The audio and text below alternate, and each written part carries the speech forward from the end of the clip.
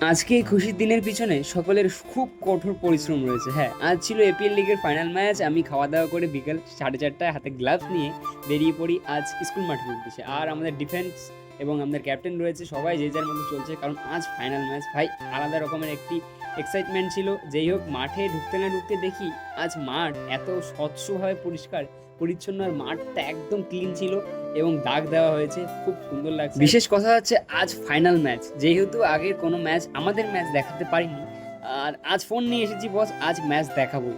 তারপর আমরা ঝটপট রেডি হয়ে নিয়েছি, কারণ আমাদের অপোনেন্ট টিম এসে পড়েছে।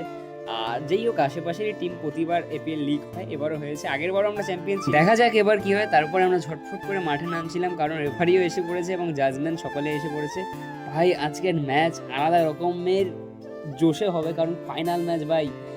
আর ফার্স্ট হাফে আমাদের গোল 0-0 রয়েছে। তারপর সেকেন্ড হাফে এক গোল হওয়ার পর আমাদের ভাই আনমোল স্ট্রাইকার, ওর খুব জোর একটি চোট লেগেছে। বিশ্বাস করবে না, মুহূর্তের মধ্যে একদম অন্ধকার নেমে এলো।